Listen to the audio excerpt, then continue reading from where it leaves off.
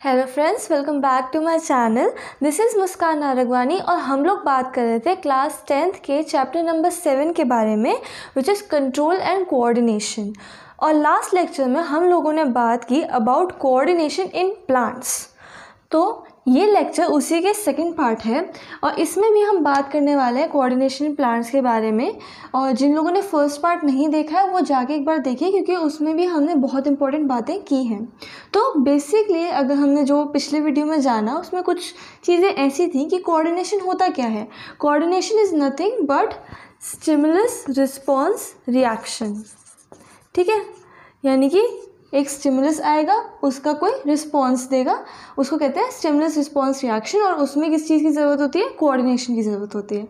ठीक है, स्टिमुलस क्या होता है? एनी फिजिकल और chemical change occurring in the environment, जिसकी वजह से जो ऑर्गन या टिश्यू है किसी भी ऑर्गेनिज्म का वो कुछ रिएक्ट करता है, और वो जो रिएक्ट करता है उसको हम कहते हैं रिस्पॉन्स। ठीक है, अब हम लोग बात कर रहे थे कि इसमें दो तरीके से होता है। पहला होता है immediate response to the stimulus, जिसके बारे में हमने लास्ट वीडियो में बात की। इस वीडियो में हम बात करने वाले हैं about movement due to growth. क्या होता है, जब ग्रोथ होती है तब भी हमको दिखाई देता है कि प्लांट जो है वो मूव कर रहा है, इसलिए हम उसे जो है एक रिएक्शन के तौर पे लेते हैं।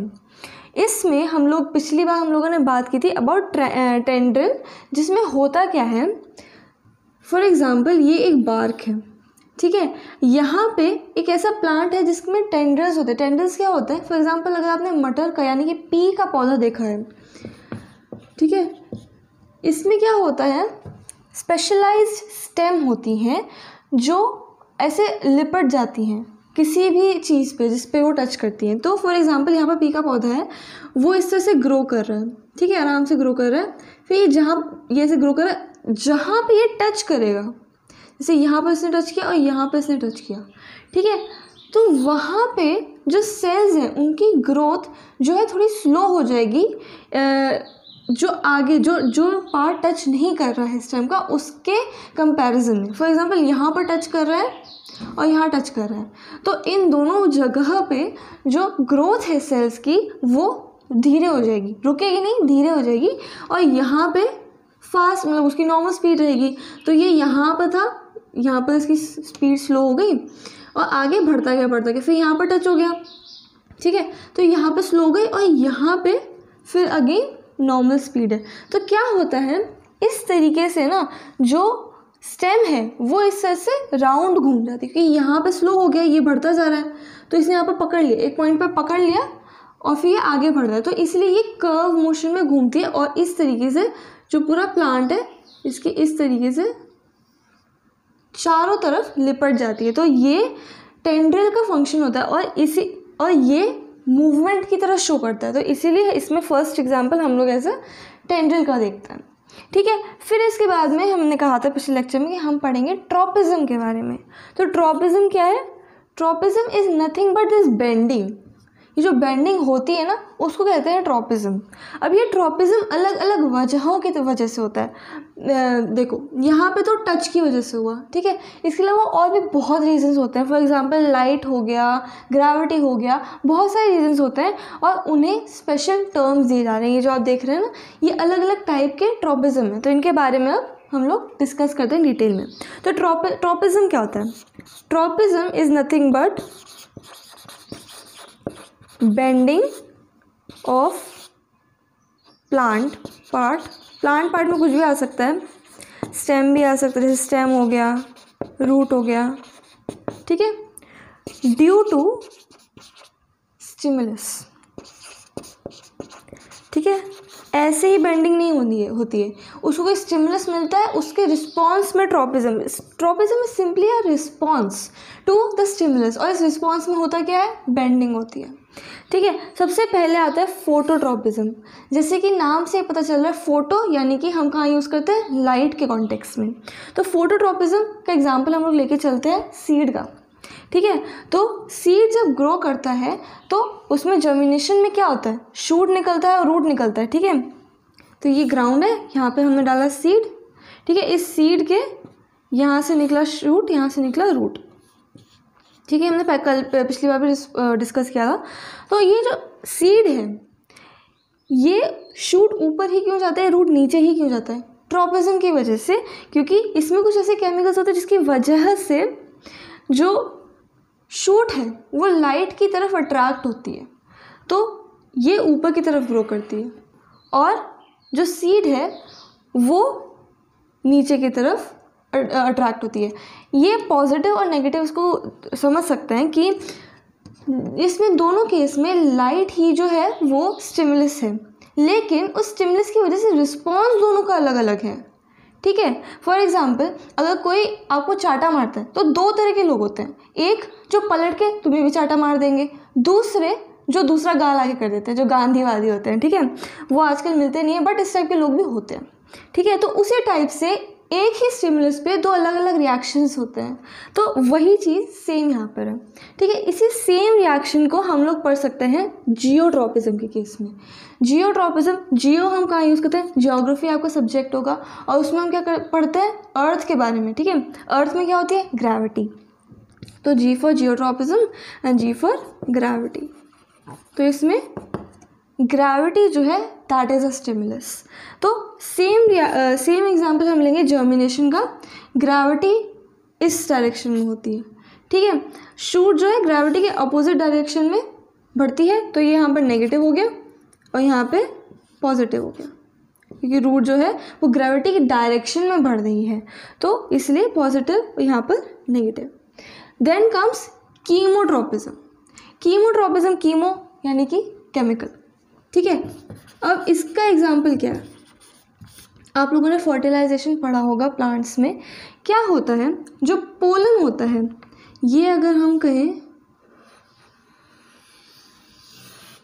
ये जो है फीमेल पार्ट है, यहाँ पे पोलन आता है। ठीक है, अब यहाँ पर ओवरी है। अब उस पोलन की तो आंखें हैं नहीं कि वो यहाँ पर ट्यूब बनाएगा और यहाँ पर पहुँच जाएगा, उसके पास आंखें तो है नहीं है कहाँ नहीं है। तो क्या होता है, वो सीधा सीधा जाता है। ठीक है, उसे अभी कुछ नहीं पता, वो सीधा सीधा जा रहा है, ग्रो कर रहा है यहाँ पे। ठीक है, नीचे जा रहा है, ओह गलत चला गया। ठीक है, ये नीचे जा रहा है। फिर उसको केमिकल रिस्पॉन्स आने लगते हैं, किससे? ओवरी से।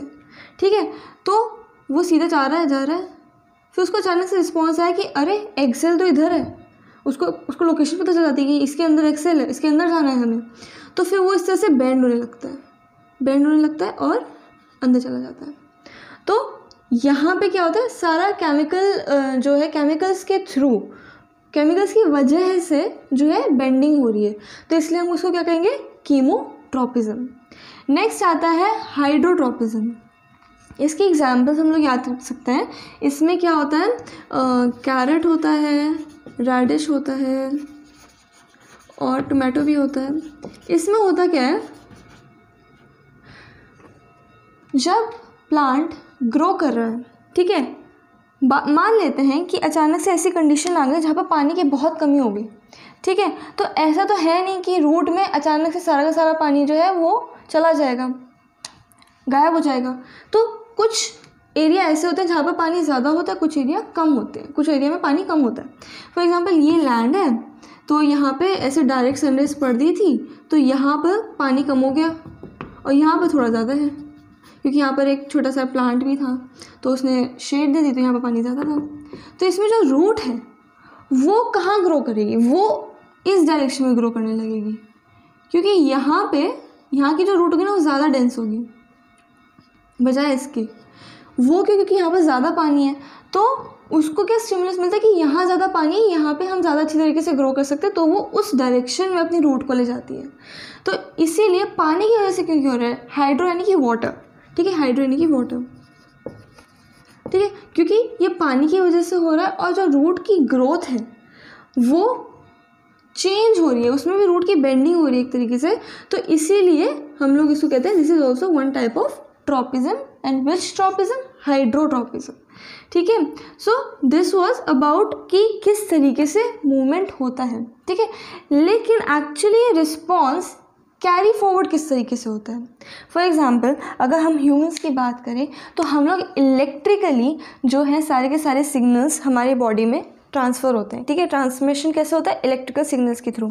लेकिन हम लोगों ने लास्ट लेक्चर में ही बात की कि प्लांट्स के केस में ना न्यूरॉन होता है, ना नर्व सेल होता है, और इसलिए ना ही नर्व आर्क बनती है। तो किस तरीके से प्लांट्स के केस में ये मैसेजेस जो हैं वो कैरी फॉरवर्ड होंगे, उसका भी कोई ट्रिक होगा, कुछ ना कुछ तो मैकेनिज़्म बना ही होगा। अब वो मैकेनिज़्म क्या है, आइए इसके बारे में जानते हैं। तो रिस्पॉन्सेस कंडक्ट होते हैं दो तरीके से, जिसमें आता है एक स्लो टाइप, एक फास्ट टाइप। तो फास्ट में तो हम लोगों ने बात कर ली, it's about the electrical signals जो यूजुअली ह्यूमंस में होते हैं या फिर कहीं कि एनिमल्स में होते हैं। तो इसमें क्या होता है, जैसे कि हमने बताया नर्व्स होते हैं, न्यूरॉन्स होते हैं, इलेक्ट्रिकल सिग्नल एक सेल से दूसरे सेल यानी कि एक न्यूरॉन से दूसरे न्यूरॉन जाता है। बट इसमें भी एक माइनस पॉइंट है कि अगर एक सेल से दूसरे सेल में जब ट्रांसमिशन होता है इम्पल्स का, तब जो सेल है, जैसे ये सेल है और ये दूसरा सेल है, ठीक है, इसने ट्रांसमिट किया, फिर उसके बाद अगर किसी नए इम्पल्स को इस सेल को आगे पहुंचाना है तो वहाँ पे ये तुरंत ऐसा नहीं कर सकता। इसको अपने अंदर के मैकेनिज़्म को दोबारा से तैयार करना पड़ता है कि वो इस इम्पल्स को दूसरे इम्पल्स को, जो दूसरा इम्पल्स आएगा उसको आगे भेजेगा, ठीक है। तो इसमें क्या होता है, ये होता तो काफ़ी फास्ट है, लेकिन इससे हमें ये पता चलता है कि जो सेल है वो कंटिन्यूसली इम्पल्स को आगे फॉरवर्ड नहीं कर सकता। कंटिन्यूसली इम्पल्स का ट्रांसमिशन इज़ नॉट पॉसिबल, क्योंकि सेल को अपने अंदर के मैकेनिज़्म को तैयार करना पड़ता है इम्पल्स आगे भेजने के लिए, ठीक है। So this was about fast type of response conduction जो यूजुअली एनिमल्स में देखने को मिलता है। प्लांट्स में क्या होता है, इट्स थ्रू केमिकल्स। क्या होता है, जैसे खूब सारे सेल्स हैं, ठीक है, यहाँ पे खूब सारे सेल्स हैं। अब इन सेल्स में कुछ सेल्स इधर जा रहे हैं, कुछ सेल्स इधर जा रहे हैं। इस पर्टिकुलर सेल ने, ये जो सेल है, इसने कुछ केमिकल रिलीज़ किया, ठीक है। अब वो केमिकल इन सब सेल्स के कांटेक्ट में आएगा। अब वो केमिकल को उसके डेस्टिनेशन तक पहुंचाने के लिए जो ये वाले सेल्स हैं, इनके अंदर कुछ रिसेप्टर्स या फिर कुछ कहीं कुछ ऐसी चीज़ें होंगी जिससे वो इसे डिटेक्ट कर लें। जब यहाँ पे डिटेक्शन हो जाएगा, फॉर एग्जांपल ये जो केमिकल है वो जाना है सिर्फ और सिर्फ इस साइड के सेल्स में, ठीक है, उसे इधर ट्रांसफ़र होना है। जैसे इम्पल्स है, इम्पल्स अगर आएगा तो हर डायरेक्शन में नहीं जाता, वो एक पर्टिकुलर उसका पाथ फॉलो करता है। तो इस केमिकल को जो पाथ फॉलो करना है वो कैसे होगा, जो इसके आसपास के सेल्स होंगे उनमें ट्रांसमीटर्स लगे होंगे कि वो उसको डिटेक्ट कर लें, और जैसे वो डिटेक्ट करेंगे तो यहाँ पर भी सेम केमिकल जो है वो रिलीज़ हो जाएगा, और इसी तरह आगे वो केमिकल इस सेल से ऐसे से आगे जाता जाएगा। तो इस तरीके से केमिकल जो है वो डिफ्यूज़ होगा। इसमें क्या होता है, डिफ्यूजन होता है, ठीक है। तो ये केमिकल यहाँ पर रिलीज़ हुआ, मान लो यहाँ पर ग्लैंड था तो यहाँ पे ये रिलीज़ हुआ, फिर उसके बाद यहाँ पर सेल से, तो यहाँ पे इन्होंने डिटेक्ट किया कि भाई हमें ये वाला केमिकल चाहिए, उधर मत भेज देना। तो उन्होंने ये डिटेक्ट किया, और इस तरीके से जो केमिकल है वो डिफ्यूज़ होते होते अपनी डेस्टिनेशन पे, जो भी यहाँ पे इसकी डेस्टिनेशन होगी, यहाँ पे इस तरह से केमिकल ट्रांसफ़र होते होते पहुँच जाएगा, ठीक है। डेस्टिनेशन रीच्ड, जो इसका मेन केमिकल का जो फंक्शन होगा वो यहाँ पर हो जाएगा फिर, ठीक है। तो यहाँ पे जो इन्फॉर्मेशन आगे बढ़ती है वो भले ही स्लो होती है बट बहुत इफ़ेक्टिव होती है, ठीक है। अब प्लांट्स के केस में क्या होता है, कुछ केमिकल्स होते हैं जिन्हें हम कहते हैं हार्मोन्स, या फिर जो हम एग्जाम्पल लेने वाले हैं ऑक्सिन, जिब्रेलिन, साइटोकाइनेस और एब्सिसिक एसिड। ये एक पर्टिकुलर कैटेगरी ऑफ हार्मोन्स में आते हैं जिसे हम कहते हैं PGR, यानी कि प्लांट ग्रोथ रेगुलेटर्स। अब इनके नाम से ही पता चल रहा है कि ये प्लांट की ग्रोथ में हेल्प करेंगे, ठीक है। अब कैसे हेल्प करेंगे, कोऑर्डिनेशन में ही हेल्प करेंगे, क्योंकि हम लोग का टॉपिक है कोऑर्डिनेशन इन प्लांट्स। अब वो कैसे, सबसे पहले बात करते हैं ऑक्सिन के बारे में। अब ऑक्सिन क्या है, ये प्रेजेंट होता है सिर्फ और सिर्फ प्लांट की टिप पे, चाहे वो शूट हो या रूट, उसकी टिप पे प्रेजेंट होता है। तो ये कहाँ, इसकी लोकेशन हो गई टिप। अब टिप पे प्रेजेंट है तो क्या होगा इसका फंक्शन, ग्रोथ का। ऑब्वियसली ग्रोथ में इसमें होता क्या है मैं बताती हूँ। जैसे ये एक प्लांट है ना, एक बहुत पतला सा प्लांट है ये यहाँ पे, ठीक है। इसका अगर हम टिप देखें, ये जो टिप है इसका मैग्नीफाइड वर्जन अगर मैं यहाँ बनाऊँ तो ये मान लो इसका टिप है, ठीक है। ये पूरा नीचे प्लांट है, ये मैग्नीफाइड वर्जन है, ये टिप है, और यहाँ पे ऑक्सीजन प्रेजेंट होता है, ठीक है। अब फॉर एग्जांपल यहाँ पर इस साइड से लाइट आ रही है, इस पर्टिकुलर डायरेक्शन से ही लाइट आ रही है, यहाँ पे है शेड, ठीक है। अब क्या होगा, ये लाइट आएगी, यहाँ पे ऑक्सीजन प्रेजेंट है, ठीक है, ऑक्सीजन प्रेजेंट है। अब बहुत ही कम क्वांटिटी में जो है ऑक्सीजन प्रेजेंट होता है। अब जैसे ही लाइट आई तो ऑक्सीजन का क्या जो मैकेनिज्म होता है ऑक्सीजन का, कि वो शेड वाली साइड में जो है वो डिफ्यूज़ हो जाएगा। जैसे ही लाइट पड़ी वैसे ऑक्सीजन क्या करेगा, डिफ्यूज़ होने लगेगा। और डिफ्यूज़ किस साइड होगा, जहाँ पर शेड है, ठीक है। तो ये ऑक्सीजन यहाँ पर था और ये यहाँ पे आके पहुँच गया, यहाँ पे पहुँच गया, ठीक है। तो अब ये जो टिप है इसमें शेड वाली साइड में ऑक्सीजन है, और ऑक्सीजन किस चीज़ के लिए रिस्पॉन्सिबल होता है, ग्रोथ के लिए। तो ये वाली जो साइड होगी ना, ये वाली साइड, यहाँ पे ग्रोथ जो है थोड़ी फास्ट हो जाएगी इन कंपैरिजन टू ये वाली साइड, क्योंकि यहाँ पर भी ऑक्सीजन है लेकिन बहुत कम क्वांटिटी में। तो इसीलिए क्योंकि यहाँ पे डिफ्यूजन बहुत तेज़ी से हुआ लाइट के स्टिमुलस की वजह से, ठीक है। स्टिमुलस सबको पता होना चाहिए क्या है, ठीक है, कंफ्यूज मत होना। तो लाइट का स्टिमुलस मिला, ऑक्सीजन ने क्या रिस्पॉन्स दिया कि वो शेडी पार्ट में फैल गया, डिफ्यूज़ हो गया। तो अब यहाँ पे होगा क्या, ये वाला जो साइड है इसमें जो सेल्स हैं वो बहुत तेज़ी से ग्रो करने लगेंगे, ठीक है। तो ये जो साइड है वो ग्रो करने लगेगा, तो ये तो बढ़ने लगा। अब क्योंकि ये वाले साइड में, इस वाले साइड में सेल्स की जो ग्रोथ है वो स्लो है, और देखा जाए तो ये दोनों पार्ट जुड़े हुए हैं, तो क्या होता है, जो स्पीड है उसको कॉम्पनसेट करने के लिए जो प्लांट है वो इस डायरेक्शन में, क्योंकि यहाँ पे जो है ज़्यादा ग्रोथ हो रही है, वहाँ पे कम हो रही है, तो ग्रोथ को रोक नहीं सकते, इसलिए वो अपना डायरेक्शन चेंज कर लेगा। तो ये जो है ना, ये इस तरीके से मुड़ जाएगा, इस तरीके से, क्योंकि यहाँ पे अगर देखें ये वाला डिस्टेंस और ये वाला डिस्टेंस, ये छोटा है, ये बड़ा है, और बड़ा इसलिए क्योंकि यहाँ पे ज़्यादा ग्रोथ हुई है, ये छोटा इसलिए क्योंकि यहाँ पे कम ग्रोथ हुई है। तो इस तरीके से ये मुड़ने लगेगा टुवर्ड्स लाइट। तो अब हमको पता है कि जब प्लांट्स जो हैं वो लाइट की तरफ बेंड होते हैं, वो क्यों होते हैं, उसका मैकेनिज्म क्या होता है, ऑक्सीजन की वजह से ही होता है। क्योंकि ऑक्सीजन शेडी साइड में बहुत तेज़ी से डिफ्यूज़ हो जाता है, तो वहाँ पे ग्रोथ ज़्यादा होने लगती है, और दूसरी साइड की कंपैरेटिवली कम होती है, तो दूसरी साइड में कम होती है, तो इसलिए ये इस तरीके से बेंड होने लगता है, और लाइट की तरफ प्लांट की ग्रोथ जो है हम देख सकते हैं, ठीक है। This was about oxygen. इसी का एक सिमिलर और एक और हार्मोन होता है, या पीजीआर जैसे हम कहते हैं, प्लांट ग्रोथ रेगुलेटर, वो होता है जिबरेलिन। जिबरेलिन भी सेम काम करता है, बट ये जो है वो स्टेम्स में प्रेजेंट होता है, इसका भी सिमिलर काम होता है, ठीक है। Next come cytokinins. Cytokinins C से याद रखना, they are always responsible for cell division,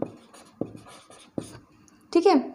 oxygen क्या करता है, वो ग्रोथ में हेल्प करता है, ना कि सेल डिवीजन में। सेल डिवीजन में क्या हेल्प करता है, साइटोकाइनिन, ठीक है, डोंट गेट कंफ्यूज्ड। तो साइटोकाइनिन जो है it helps in cell division. तो ये कहाँ प्रेजेंट होगा, ये वहाँ प्रेजेंट होगा जहाँ पे सेल का डिवीजन की बहुत ज़्यादा ज़रूरत होती है। सबसे ज़्यादा ज़रूरत कहाँ होती है, फ्रूट्स में, ठीक है, क्योंकि एक प्लांट जो है वो सबसे ज़्यादा अगर उसको एनर्जी लगती है तो फ्रूट्स एंड सीड प्रोडक्शन में, ठीक है। तो ये दोनों सबसे इंपॉर्टेंट जगह हैं जहाँ पे साइटोकाइनिन की मात्रा सबसे ज़्यादा होगी, और हर उस जगह पे होगी जहाँ पे सेल डिवीजन होता है, बट ये दो चीज़ें जो है वो ज़्यादा इंपॉर्टेंट है क्योंकि यहाँ पे ज़्यादा प्रेजेंट होता है। देन अब ग्रोथ होती ही जा रही है, तो ऐसा तो नहीं होना चाहिए ना कि ग्रोथ कंटिन्यू होती जा रही है, मतलब एक पॉइंट पे आके से रुकना भी है, स्लो भी होना है। तो उसको कौन रेगुलेट करता है, उसके लिए आता है एब्सिसिक एसिड। एब्सिसिक एसिड क्या करता है, फॉर एग्जांपल अगर जो फ्रूट है वो पूरी तरह से पक गया है, अब जब तक वो फ्रूट गिरेगा नहीं तब तक उसे कंज्यूम कैसे किया जाएगा। अगर वो जैसे हम लोग तो तोड़ लेते हैं, लेकिन जहाँ पे वो होती है कोई भी अगर एनिमल है उसको अगर खाना है तो उसके लिए तो पहले वो गिरेगा, उसके बाद उसका कंजप्शन होगा ना। तो उनके लिए नेचर ने खुद का एक फॉर्मूला बनाया जिसमें एब्सिसिक एसिड का मेन रोल होता है। एब्सिसिक एसिड क्या करता है, वो इंसीजन बनाता है, मतलब कोई भी अगर प्लांट है और यहाँ पे उस पर फ्रूट लगा है तो यहाँ से वो टूट जाएगा, और वो टूटेगा क्यों? एब्सिसिक एसिड की वजह से। दूसरा एब्सिसिक एसिड का एक और काम होता है, it helps in wilting. Wilting से फ़ायदा क्या होता है? विल्टिंग एक बहुत बड़ा रिस्पॉन्स है towards one stimulus which is lack of water. तो अगर प्लांट में पानी कम है तो ऑब्वियसली उसमें विल्टिंग होगी, और विल्टिंग किस वजह से होती है? एब्सिसिक एसिड की वजह से होती है, और उसमें क्योंकि पानी का कंटेंट जो है वो लूज़ होने लगता है, तो इसलिए जो है प्लांट इट विल्ट्स। ठीक है, तो this was about plant growth regulators which is one category of hormones. ठीक है, so this was about coordination in plants. आज ये टॉपिक ख़त्म होता है, कंप्लीट होता है। इसके बाद हम लोग बात करेंगे हॉर्मोन्स इन ह्यूमन बींग्स के बारे में, जो कि हम बात करेंगे नेक्स्ट वीडियो में। और this was about today's video. अगर आपको ये वीडियो पसंद आए तो प्लीज़ इसे लाइक करें, अपने दोस्तों के साथ शेयर करें, और कमेंट करके बताएं कि आपको ये वीडियो कैसी लगी। अगर आप चाहते हैं मेरे और वीडियोज़ की नोटिफिकेशन पाना तो please subscribe to my channel and press the bell icon as well. अब हम मिलेंगे नेक्स्ट वीडियो में, जैसे कि मैंने कहा, और हम उसमें बात करेंगे हॉर्मोन्स इन ह्यूमन बींग्स के बारे में। सो जब तक हम मिलते हैं, stay safe and keep learning.